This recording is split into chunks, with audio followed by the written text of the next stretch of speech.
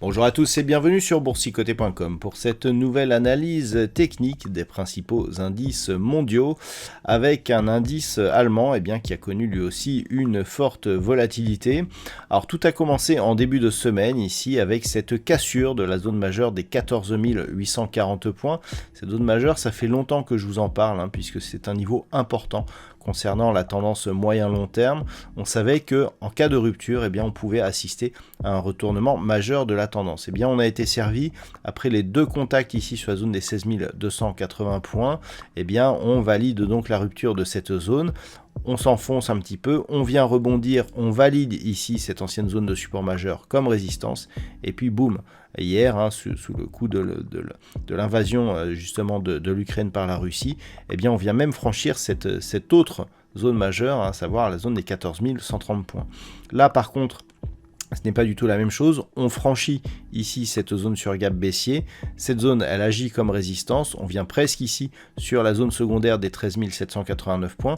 Et puis le rebond du jour nous permet de revalider cette zone ici comme zone de support et de quasiment fermer le gap baissier qui avait été ouvert hier matin.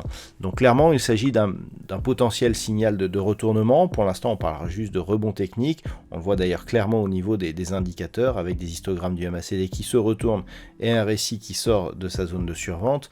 Donc la zone qu'il faudra surveiller la semaine prochaine, c'est tout simplement cette zone ici des 14 840 points, tout simplement parce que tant que l'on ne franchisse pas cette zone, on est toujours dans une dynamique baissière malgré ici ce mouvement technique.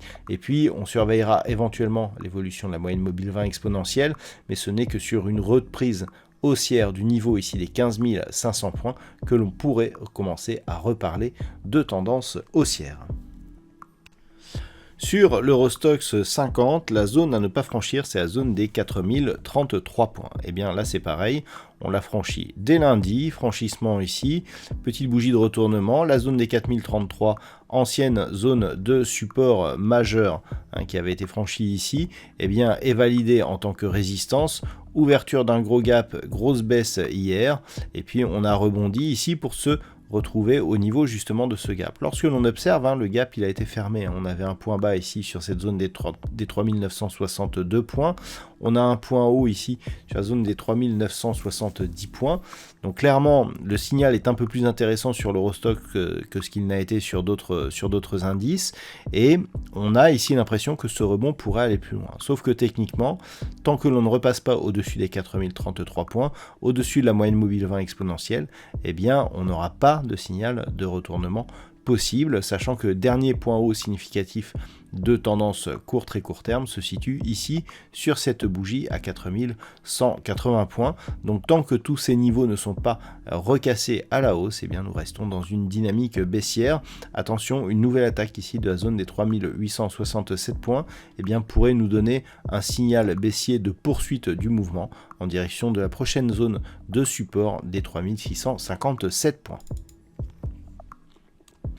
Sur les indices américains, avec maintenant le S&P 500, c'est bien une tournure baissière que tout cela est en train de prendre, puisque on avait déjà cassé cette zone de point bas significatif la semaine dernière, zone des 4300 points, mais je vous avais aussi indiqué que le test ici s'était fait d'une manière très rapide, on avait globalement essayé de conserver ce mouvement, malgré un retour ici en rebond technique sur une zone qui restait globalement sous la moyenne mobile 20 exponentielle. Au final, c'est cette moyenne mobile qui a gagné, puisque depuis, on est revenu ici sur la zone des 4235 points, on a recassé cette zone, ouverture sur gap baissier, c'est assez rare pour le signaler donc sur le S&P 500, et un rebond technique qui revient ici sur une zone technique elle aussi des 4380 points.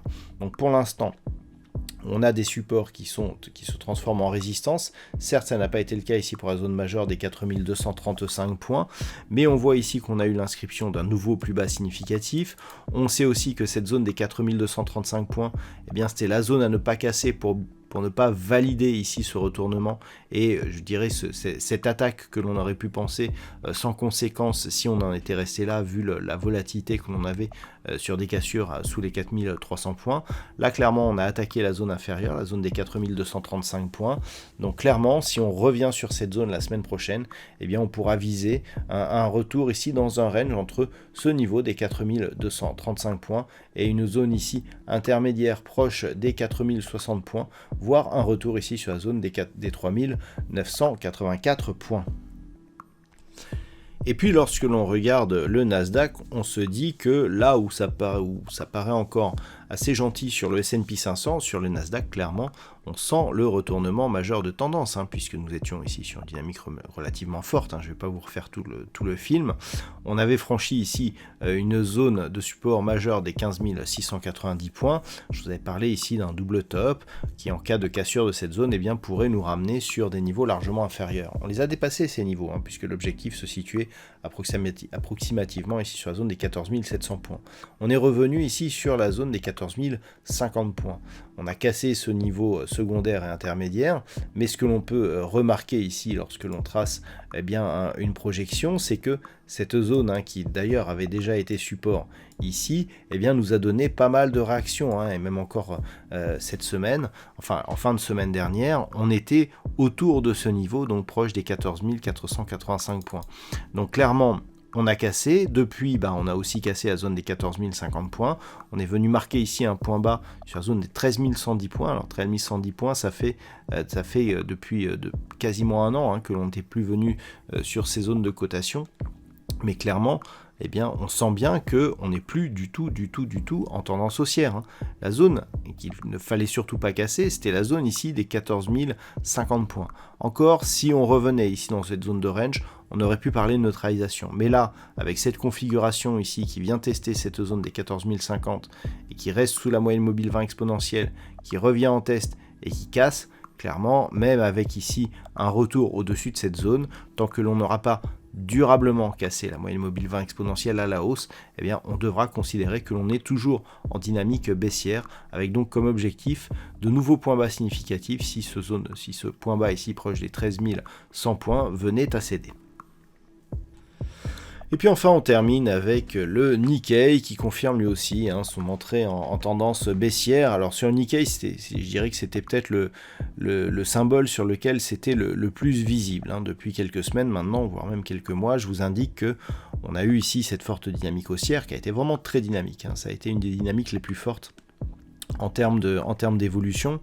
On est revenu, donc on avait cassé ici cette zone des 27 385 points à la hausse, c'était au début de l'année 2021, et depuis plus rien, c'est-à-dire qu'on restait ici au-dessus de cette zone, globalement, malgré quelques attaques, on restait sous la zone ici des 30 500 points, avec ces deux points hauts significatifs, et sinon, on a fait quasiment toute l'année entre ces zones. Puis, on a attaqué ici cette zone des 27 385 points, on l'a cassé à la baisse, inscription d'un point bas significatif, et on a rebondi. Rappelez-vous, je vous indiquais ici que ce rebond restait sous la moyenne mobile 20 exponentielle. Certes, on avait repris ici la zone des 27 385 points, mais avec trop peu d'amplitude pour parier à un retour au-dessus de cette zone. Cette semaine, donc, on a suivi un mouvement qui avait démarré de la semaine dernière, avec ici recassure des 27 385 points, rebond ici technique qui restait globalement sous cette zone, malgré une tentative de rupture, et puis on a validé avec une reprise d'un mouvement baissier, un nouveau point bas significatif, et donc une tendance qui devient baissière, puisque, rappelez-vous, je vous en parlais encore il y a peu, le fait ici de trouver cette zone de range, cette consolidation horizontale, au bout d'un moment, on considère que la dynamique est perdue, ce qui était le cas ici, et donc clairement, on s'inscrit ici dans une possible accélération baissière, donc c'est à surveiller, tant que les cours restent ici durablement sous la zone des 27 385 points, nous pourrons considérer que la tendance est devenue baissière sur l'indice japonais. Voilà donc ce que l'on peut dire sur l'analyse technique de ces principaux actifs de marché en cette fin de semaine. Je vous souhaite de passer un très bon week-end. On se retrouve dès vendredi prochain pour une nouvelle analyse des principaux indices mondiaux. Ce sera dès vendredi prochain. Bon week-end à tous.